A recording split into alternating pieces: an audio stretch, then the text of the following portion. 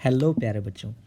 तो आज हम लोग एसएससी सीएचएसएल 2017 के प्रीवियस ईयर पेपर्स के सीरीज़ में 12 मार्च का सिर्फ 2 का पेपर करने वाले हैं। ठीक है, आपको पीडीएफ के लिए maths by Ashish Telegram channel पे जुड़ना है और बाकी आने वाली क्लासेस की आपको नोटिफिकेशन अगर नहीं आती है तो एक बेल बटन होती है आपके सब्सक्राइब के बगल में, उस पर क्लिक कर देंगे तो आपको ये सब्सक्राइब हो जाएगा चैनल प्रॉपरली और हर एक क्लास की नोटिफिकेशन आपको मिल जाएगी। ठीक है, तो ये बटन प्रेस कर लेना, क्योंकि कई बच्चे बोल रहे थे कि वीडियोस आते हैं, अपलोड होते हैं, उन्हें पता नहीं चल पाता है, तो उसको एट द सेम टाइम पता करने के लिए आप ये कर सकते हो। ठीक है, चलो स्टार्ट करते हैं पहले क्वेश्चन से। पहला क्वेश्चन बोल रहा है, एक अच्छे स्वास्थ्य के लिए अंकित जो है 324 मीटर दौड़ता है। अपनी दिनचर्या के अनुसार वह कितने दिनों में 8.1 किलोमीटर, अब 1 किलोमीटर में कितने मीटर होते हैं, आपने कहा 1000 मीटर होते हैं, तो ये कितना हो गया 8100 मीटर उसे ट्रैवल करना है। आपको बताना है पर डे कितना 324। तो देखो 81 से 4 बार जाएगा, 4 से काट दोगे 100 को, ये आ जाएगा 25, तो 25 दिन लगेंगे और 8.1 किलोमीटर ट्रैवल हो जाएगा। अगला क्वेश्चन देखो, 13 का स्क्वायर है माइनस 14 का स्क्वायर है, तो ए स्क्वायर माइनस बी स्क्वायर लगा दोगे, ए माइनस बी तो -1 और ए प्लस बी करोगे तो ये आ जाएगा 27, तो ये वैल्यू -27 आ जाएगी। 17 का स्क्वायर 289, इसमें से 250 घटा दोगे तो ये बचेगा 39 है ना, तो ये वैल्यू कितनी आएगी 50 और 30 80, हाँ तो 39 आ जाएगी। यहाँ पे माइनस का 27 है, तो माइनस का 27 है, इसमें से घटा दोगे तो ये वैल्यू कितनी बन जाएगी 9 और 3 12 के बराबर। तो ये 12 की वैल्यू रूट एक्स के बराबर है, तो एक्स की वैल्यू कितनी आ जाएगी, स्क्वायर कर दोगे ये 144 के बराबर आ जाएगा। ठीक है, तो ये इस क्वेश्चन का करेक्ट आंसर हो जाएगा। अगला क्वेश्चन देखो, बढ़िया क्वेश्चन है। आपको बोल रहा है डिटरमिन करना है इस वाले पार्ट की वैल्यू जहाँ पर a कितना है 2 + √3, b 2 - √3 है। देखो ये जो नंबर हैं ये दोनों आपस में कैसे कॉन्जुगेट हैं, अगर आप 1/a लिखोगे तो b आ जाएगा, 1/b लिखोगे तो a आ जाएगा। तो आपने कहा इट मीन्स ए बी की वैल्यू कितनी आएगी 1 आएगी। अगर मैं a + b लिखूँ तो ये कितना आ जाएगा 2 + 2 4 आ जाएगा। ठीक है, और a - b लिखूँगा तो 2√3 आ जाएगा, ये तो आपको पता है। ठीक है, 2√3 हो जाएगा।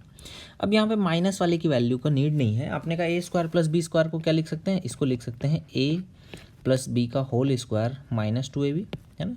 ये a² + b² को लिख सकते हैं, a³ + b³ को क्या लिख सकते हैं a + b का होल क्यूब -3ab ब्रैकेट में a + b। ये इस तरह से मैं इसको ब्रेक कर सकता हूँ। a + b का वैल्यू हो गया 4 का स्क्वायर 16 -2, और नीचे में क्या हो जाएगा a + b का होल क्यूब, तो 4 16 चौको 64, माइनस में कितना आ जाएगा 3ab की वैल्यू 1 और 4 × 12, तो ये आंसर आएगा 14 बाई यहाँ पे कितना हो जाएगा 52, या फिर 7 बाई ये हो जाएगा 26। ठीक है, तो 7/26 आएगा, दशमलव लगाओगे एक जीरो बढ़ जाएगा, तो पॉइंट में ये वैल्यू 2 बार जाएगा, 3 बार में कितना हो जाएगा ऊपर निकल जाएगा, तो आपने कहा 0.2 अप्रॉक्स आंसर आना चाहिए, that is 0.27 will be the right answer.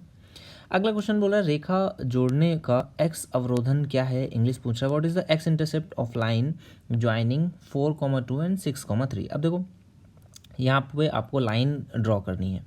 एक तो तरीका होता है कि आप इस तरह से कुछ बना लो, x की वैल्यू 4 है, मैंने कहा 1 2 3 4, y की वैल्यू कितनी है, आपने कहा ये इस तरह से वेरी कर रहा है, यहाँ पे भी आप थोड़ा सा और आगे ड्रॉ कर लोगे, तो x की वैल्यू कितनी है 4 है, y की वैल्यू 2 है, यहाँ कहीं पे पॉइंट आया, x की वैल्यू 6 है, y की वैल्यू 3 है, आपने कहा यहाँ कहीं पे पॉइंट आया, तो ये जो लाइन होगी ये आपकी कुछ इस तरह से यहाँ कहीं से जाएगी। तो x इंटरसेप्ट क्या होता है, यही वाली वैल्यू होती है, ये आपकी वैल्यू आनी चाहिए। अब आपके पास ऑप्शंस हैं कुछ इस तरह से, तो एक तो ये है कि अगर थोड़ा सा अगर डिफरेंट वैल्यूज़ होती तब तो हम लोग शायद सॉल्व कर लेते, बट काफ़ी नियर है वैल्यूज़, है ना, 0 1 2 3। तो इस केस में आपको लाइन की इक्वेशन लिखनी पड़ेगी। तो लाइन की इक्वेशन देखो कैसे लिखते हैं, y - a जो भी पॉइंट है ये a, b है, a1 b1 a2 b2, अगर इस तरह से लिख लूँ तो लाइन की इक्वेशन क्या होती है y - b1 is equal to b2 - b1 upon में a2 - a1, और ये क्या बन जाता है x माइनस में a1 के बराबर। तो ये आपकी इक्वेशन आ जाती है, जहाँ पर ये क्या होता है ये स्लोप होता है। तो आप b2 - b1 करोगे तो ये आएगा 1, a2 - a1 करोगे तो ये आएगा 2, x - a1 करोगे तो ये हो गया 4, y - b1 करोगे तो ये हो गया y - 2। तो 2 से गुणा कर दोगे तो ये आ जाएगा 2y - 4 बराबर x - 4। तो ये 2y बराबर x के हो गया, 2y बराबर x, यानी कि आप बोल सकते हो कि ये कुछ इस तरह से लाइन गई है कि यहाँ पर ये वाई एक्सिस ऑरिजिन के थ्रू जाएगी, क्योंकि इसमें कोई भी आपका कांस्टेंट नहीं है, तो इट मीन्स ये आपकी ऑरिजिन से जाएगी। तो एक्स इंटरसेप्ट जो पूछ रहा है वो कितना हो जाएगा, 0 के बराबर। ठीक है, एग्जैक्ट नहीं दिख रहा था, वो आपको समझना है, क्योंकि ये लाइन हम लोग बहुत क्लियरली नहीं ड्रॉ कर पा रहे थे ना। अगर 2 पॉइंट्स नियर अबाउट होते हैं तो मे बी ये लाइन थोड़ा सा इस तरह से भी जा सकती है, थोड़ा यहाँ से भी।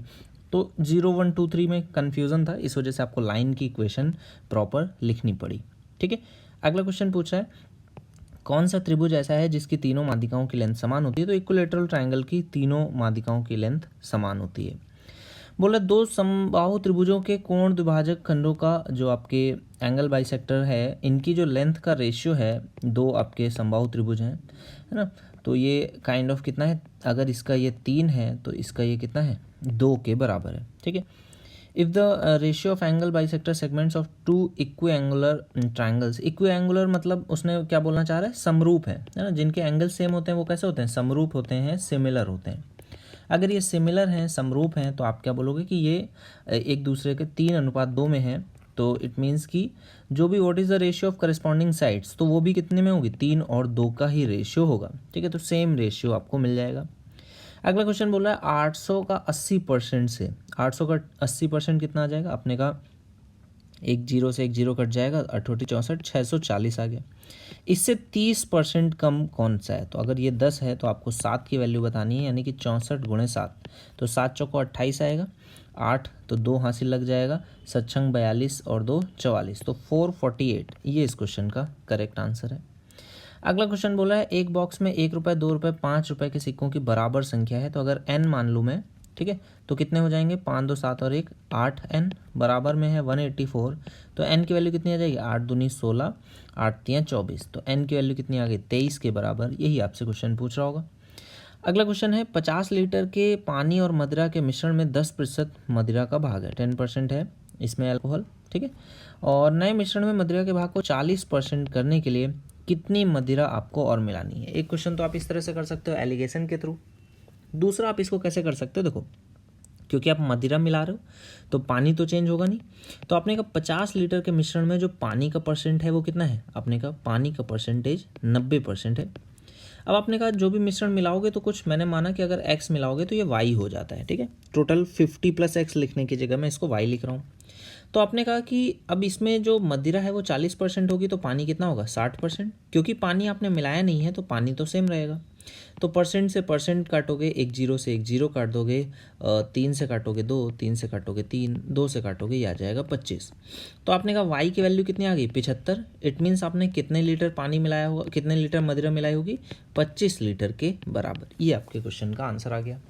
अगला क्वेश्चन देखो, बोल रहा है एक समिति में 25 सदस्य हैं, यदि 2 सदस्य जिनकी आयु 64 और 40 वर्ष है को 2 नए सदस्यों द्वारा प्रतिस्थापित किया जाता है, तो 25 सदस्यों की औसत उम्र 2 वर्ष कम हो जाती है। अगर कम हो रही है, मतलब जो नए लोग आ रहे हैं उनकी क्या है, एज कम होगी, तो जिनको रिप्लेस किया जा रहा है उनकी ज़्यादा होगी, तो 64 और 40 ये ज़्यादा है, जो नए आए अगर मैं मानूँ x और y, तो इनका जो सम है ये कम है। और कितना कम है ये आप बता सकते हो, टोटल नंबर कितने 25 और एवरेज कितने से कम हो रहा है, 2 से, तो ये आपका बराबर हो जाएगा 50 के। तो यहाँ से आप इन दोनों का सम निकाल सकते हो, x + y की वैल्यू कितनी आ जाएगी, इसमें 50 घटा दोगे, 104 में 50 घटाओगे तो कितना आएगा, 54। तो ये x + y की वैल्यू 54 है, आपसे सम नहीं पूछ रहा है, उनका औसत पूछ रहा है, तो 2 से डिवाइड कर दोगे तो ये कट जाएगा, कितना आ जाएगा, 27 के बराबर। अगले क्वेश्चन पे आ जाओ। 5 वर्ष के लिए 3300 रुपये की राशि पर साधारण ब्याज कितना है, 1980 है। आपने कहा 3300 रुपये की राशि है, ठीक है, 5 वर्षों के लिए साधारण ब्याज की दर हो गई r बटे में 100 कर दिया, तो ये 1980 आ गया। अब देखो 198 क्या होता है, 11 × 18, ठीक है, तो 11 से कट जाएगा, ये आएगा 3, 3 से काट दोगे ये आएगा 6, तो r की वैल्यू कितनी आ गई, ये आपकी आ गई 60/5, है ना, एक जीरो भी तो है, तो 60/5, तो ये 12% के, 12 पंचे 60, 12% के बराबर है। 30 टोपियों को बेचने पर एक दुकानदार को 3 टोपियों के विक्रय मूल्य के बराबर लाभ होता है। देखो लाभ क्या होता है, आपने कहा 30 टोपियां हैं, अब क्योंकि लाभ हो रहा है तो selling price minus cost price से घटाओगे, तो ये जो लाभ आया वो किसके बराबर है, 3 टोपियों के सेलिंग प्राइस के बराबर है। इसको सॉल्व करोगे तो 3 इस साइड आ जाएगा, तो ये 27 CP बराबर कितना हो जाएगा, 30 CP के, 27 SP 30 CP के, 3 से कट जाएगा 9, 3 से कट जाएगा 10। तो आपने कहा एसपी और सीपी का देखो रेशियो कितना आ जाएगा 10/9। तो लाभ का प्रतिशत क्या है 9 से 10 पे गए, यानी ए का प्रॉफिट है 9 पे, 1/9 क्या होता है 11.11 के बराबर होता है। अगला क्वेश्चन बोला किसी वस्तु का बिक्री मूल्य सेलिंग प्राइस 2397 है, उस पर जो प्रदान करी गई छूट है वो कितनी है 15%, मतलब 3/20, यानी कि 20 रुपये की चीज़ थी तो 70 रुपये में सेल करी गई, 17 रुपये की वैल्यू 2397 है। देखो एक की वैल्यू कितनी आ जाएगी 17 एकम 17 बचेगा 6, 17 चौको 68 बचेगा 1, 17 एकम 17। तो ये एक की वैल्यू आ गई, तो आपसे 20 की वैल्यू पूछ रहा है, अंकित मूल्य 2 से गुणा कर दोगे 282, एक जीरो लगा दोगे 2820, ये इसका करेक्ट आंसर हो जाएगा। देखो 3√2 लिखा है, 18 को लिख सकते हैं 9 × 2 यानी कि 3√2, इसको भी लिख सकते हैं, और 50 को क्या लिख सकते हैं, इसको लिख सकते हैं 5√2 के बराबर। तो ये टोटल सम करोगे तो कितना आ जाएगा 5 3 8 और 3 11√2, ये वैल्यू है 15.55 के बराबर। क्वेश्चन में आपसे मान किसका पूछा, देखो 32 है, 32 को लिख सकते हैं 16 दूनी 32 यानी कि 4√2, और ये कितना है 72 है, इसको लिख सकते हैं 6√2 के बराबर, है ना। तो ये 6√2 हो जाएगा, तो ये टोटल कितना आ गया 10√2 के बराबर आ गया।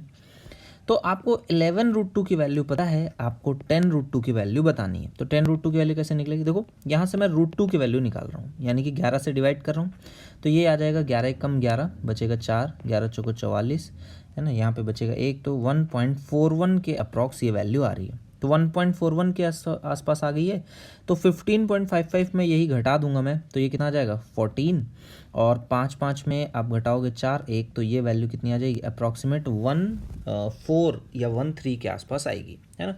तो 14 या 13 के आसपास आएगी, तो ये आपका 14.13 ये इसका करेक्ट आंसर हो जाएगा, ठीक है। क्योंकि मैंने 1.41 लिखा है, अगर वो 414 करता तो यहाँ पर ये 3 बन जाता, ठीक है। तो इस तरह से 14 पॉइंट जैसे ही बना तो ही आपके पास एक ही ऑप्शन था, वही इसका करेक्ट आंसर हो जाएगा। एक्स और वाई मिल करके 12 दिनों में एक कार्य पूरा कर सकते हैं, और वाई अकेले उसी कार्य को 30 दिनों में पूरा कर सकता है, ठीक है। इसको ऐसे लिख लो, एक्स वाई के 12 दिन है, वाई के 30 दिन है, टोटल वर्क मान लो कितना 60, तो 12 पंजे 60 और ये हो गया 2। तो वाई की एफिशिएंसी पर डे 2 है, एक्स और वाई की मिल करके 5 है, तो आपने कहा एक्स की पर डे की कितनी होगी 3 एफिशिएंसी होगी। तो एक्स की एफिशिएंसी 3 है, तो अकेले कितने दिनों में काम को कर देगा, मात्र 20 दिनों में वो उस काम को कर सकता है। अगला क्वेश्चन है, एक 600 मीटर लंबी ट्रेन 81 किलोमीटर प्रति घंटा, है ना, की गति से दौड़ रही है, वह 40 सेकंड में प्लेटफॉर्म को पार कर लेती है, प्लेटफॉर्म की लंबाई क्या है। देखो 81 आपने लिखा कि 81 किलोमीटर है ना, 81 किलोमीटर प्रति घंटा है, तो मीटर पर सेकंड में 5/18, ये मीटर पर सेकंड में आ गई, 40 सेकंड में इसने इतनी दूरी तय करी। जरा वैल्यू निकाल लो, 9 से काटोगे 2, 9 से काटोगे 9, 2 से काटोगे 2, तो ये आ गया 5 दूनी 10, 20 पंचे 100 और 900। आपने अगर 900 मीटर डिस्टेंस ट्रैवल करी है, जिसमें से 600 मीटर तो अपनी खुद की लेंथ ट्रैवल करी होगी, तो बची हुई 300 क्या हो जाएगी आपके प्लेटफॉर्म की लेंथ होगी। अगला क्वेश्चन है, 7 साझेदारों द्वारा निवेश के दर्शाता है, आपको बताना है, निम्न प्रश्नों का उत्तर देना है।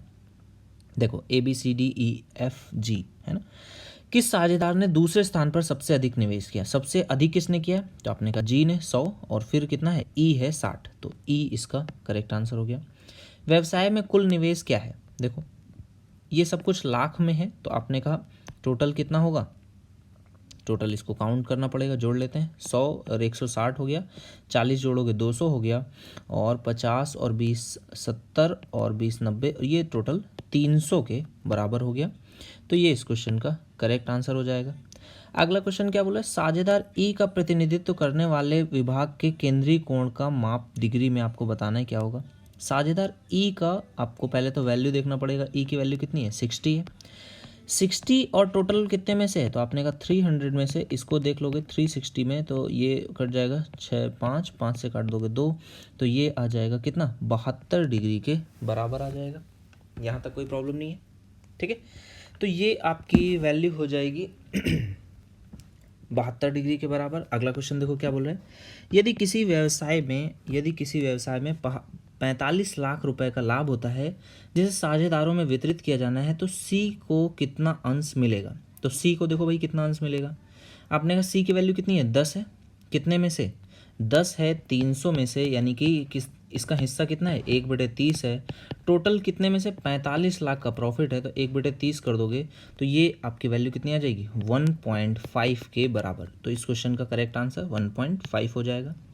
अगला क्वेश्चन क्या बोल रहा है, एक समचतुर्भुज के दो विकर्णों की लंबाई कितनी कितनी है, समचतुर्भुज के दो विकर्णों की लंबाई 7 और 24 है ना। तो आधे आधे की अगर वैल्यू देखेंगे तो ये 3.5 हो जाएगा, तो ये 12 हो जाएगा। अब आपको पता है ये 7 और 24 का आधा है, तो ये 25 का आधा यानी कि 12.5 हो जाएगा। परिधि की लंबाई पूछ रहा है तो 4 से गुणा कर दोगे, ये आ जाएगा 50 के बराबर। ठीक है, अगला क्वेश्चन है अर्धवृत्त की परिधि आपको दी गई है, कितनी है, अर्धवृत्त की पेरीमीटर है 36। अच्छा देखो, अगर 7 रेडियस रहती है तो ये वैल्यू कितनी आती है, 7 पे ये होती है 22 और 7 ये 22 हो जाती है और ये 7 दूनी 14 हो जाती है, तो ये टोटल कितना हो जाता है 36 के बराबर। यानी कि आपने कहा इसकी रेडियस कितनी होगी 7 हो जाएगी। अगर रेडियस 7 हो जाएगी तो पाई आर स्क्वायर की वैल्यू कितनी आती है 154, लेकिन आधा कर देंगे तो ये 77 के बराबर हो जाएगी उसका क्षेत्रफल। अगला क्वेश्चन है एक गोलार्ध का आयतन कितना होता है 2/3 पाई आर क्यूब, ये वैल्यू 19404 है। आपको क्या बताना है, उसका व्यास निकालना है, रेडियस नहीं उसका व्यास निकालना है। ठीक है, तो वैल्यू निकाल लोगे। देखो अच्छा देखो, यहाँ से एक छोटी सी चीज़ आपको समझना है।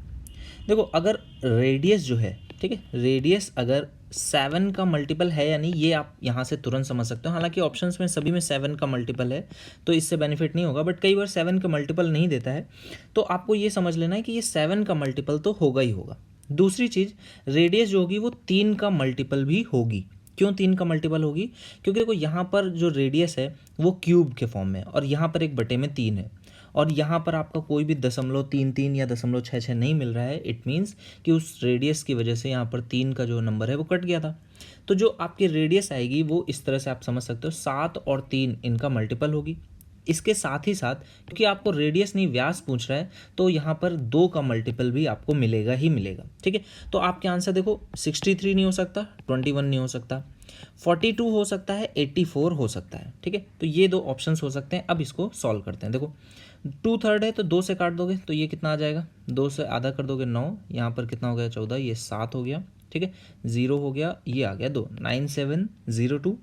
अब 3 से इसमें गुणा कर देंगे इस तरह से।